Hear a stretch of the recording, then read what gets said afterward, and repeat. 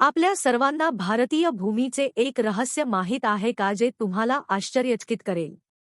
एका बाजूने गंगा नदी येते, दुसऱ्या बाजूने यमुना नदी आणि सरस्वती नावाची आणखी एक अदृश्य नदी येते. या तीन नद्या प्रयागराज येथे एकत्र येतात, ज्याला आपण त्रिवेणी संगम म्हणून ओळखतो, पण तेच आपल्या शरीरात देखील असते.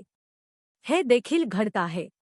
जर तुम्ही तुमचे बोट नाकाखाली ठेवले तर तुम्हाला आढळेल की एका नाकपुडीतून जास्त हवा बाहेर पडत आहे, उजवीकडून किंवा डावीकडून, कारण पिंगला नाडी आपल्या उजव्या बाजूला आहे.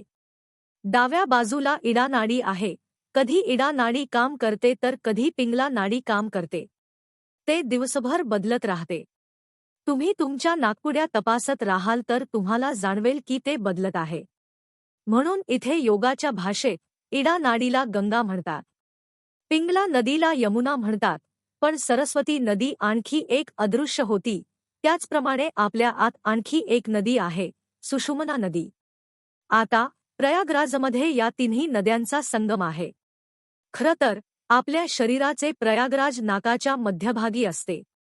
जसे तुम्ही प्रयागराजमध्ये स्नान करायला जाता, तसं तुम्ही दररोज डोळे बंद करून भक्ती करता, मंदिरात जाता, तुम्ही काहीही करा, तुमच्या त्रिवेणी संगमात 5 ते 10 मिनिटे डुबकी मारा, म्हणजे नाकाच्या मध्यभागी ध्यान एकत्र करा. इथे पहा, ध्यान करा आणि तुम्हाला आढळेल की 5 ते 10 मिनिटात तुमच्या दोन्ही नाकपुड्यांमधून हवा का येऊ लागली का, कारण तिन्ही नसा एकत्र आल्या आणि एक होऊन वाहू लागल्या. आणि जेव्हा हे घडेल तेव्हा तुम्ही ते अनुभवू शकाल.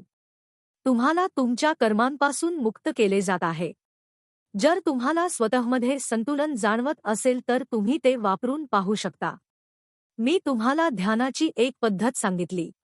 तुम्ही ते वापरू शकता. व्हिडिओ आवडला असेल तर चॅनल का सबस्क्राईब करायला विसरू नका.